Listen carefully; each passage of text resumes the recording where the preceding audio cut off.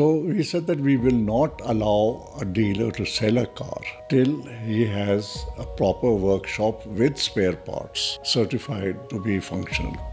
We opened only 16 dealerships in the first year. Next year we did another 18 or 20 dealerships. Yes. Many of the car companies start all India sales without having any infrastructure all India. Because we were also concerned with the profitability of the dealer. So if the dealer is not going to make money, then ultimately that will impact on our business.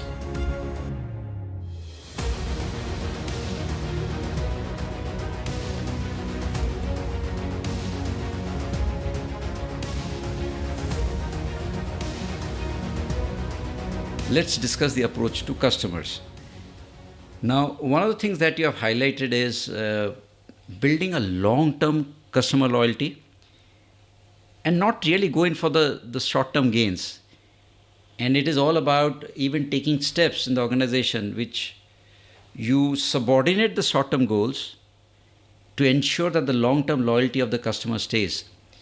I think the best example is Maruti itself, and where you have built a decisive competitive edge by making the customers feel attached to the company, because the experience of not just buying the car but owning it throughout the entire life, which is spare services, all those touch points, you build processes that he experiences that in a way that no other guy can copy. And when you build that, you create a long-term competitive edge. Sure. So the question is, what is the approach that the promoters need to take when it comes to customer orientation? Because it's again a very misused word, and we have a lot of posters out there saying that you should be customer oriented. But based on experience, what exactly needs to be done? You see, we need to recognize, everybody knows this actually, acquiring a new customer requires far more resources than retaining a customer. If you want to get a new customer, you have to spend much more effort and money on getting him than just in retaining an existing customer. So you have to have policies which will maximize your chances of an existing customer remaining loyal to you. Some of the experiences which I had as a car owner before joining Maruti actually shaped the policies which we followed. Things like servicing, like let's start getting the car, which was a new car. You remember before Maruti came, all cars were driven from the factory to the customer destination. Yeah. Cars are driven 1,000, 1,200, 1,400, 1,500 kilometers. In those days, you were required to do an oil change after 500 kilometers and a service after 500 kilometers. None of that was done. So those cars actually came, they were not... If you feel like buying a second-hand car. They were not also really what they should have been if they had been looked after the way they should have been done. Right from the beginning, we said no driving of cars. We started with this trucks and later on railways and all of that. And nobody was doing that at that point of time? Nobody was doing it. And it's primarily because, okay, we're going to spend more because we're going to make the customer feel good. It actually was cheaper also. Okay. The drivers misused the cars on the way. Okay. They would pick up passengers, charge them money, deviate from the new car. How could you not stop it? How could you stop it?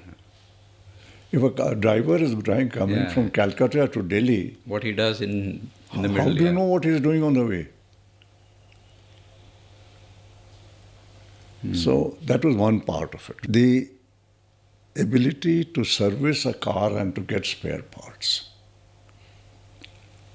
Now, if I am a car owner and I buy a car and something needs to be changed, a filter or something else has gone wrong, I don't want my car off the road for days on end while that part is being procured.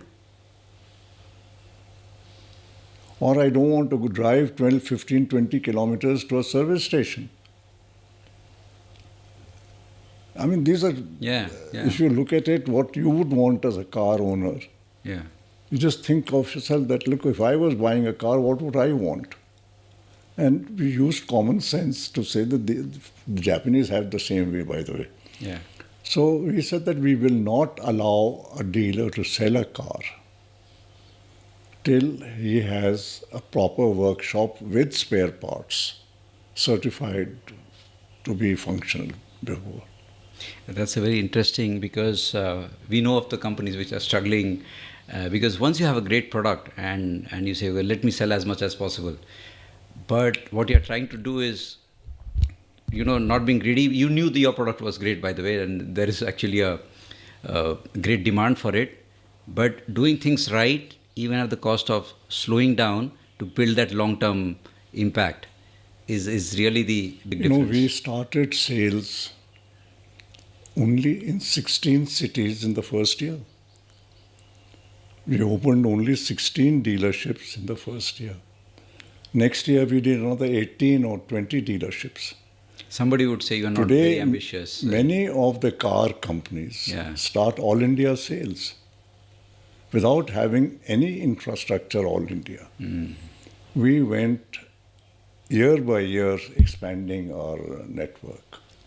We ensured that when we started sales, a dealer had enough products to sell to make it viable for him. Because we were also concerned with the profitability of the dealer. So if the dealer is not going to make money, then ultimately that will impact on our business. Because dealer is not going to do business to make a loss. Then he will adopt some wrong practices to make more money. Yeah. And people will then say Maruti is no good. So from the beginning, our approach was that dealers, including their workshops, must be profitable. So they must have enough cars to sell. That's why we spaced out the opening of dealerships and limited the number of dealerships, so that as production increased, we kept increasing more dealerships. Yeah, I think the way the rollout happened in a very phased manner, that is also something to learn, because that's what is building that long-term loyalty. Because the long-term matters more than the short-term. That's the Eastern approach that you're highlighting. We don't want to have unhappy customers. Yeah. Why would I start a company and start by having unhappy customers? Yeah. And in the long run, you stand to gain, because that's the, again, you're not bothered about that money coming in. You're trying to build up that company. In the beginning, as you know, Satya, the car had a huge premium. Perhaps many car companies would have increased their prices.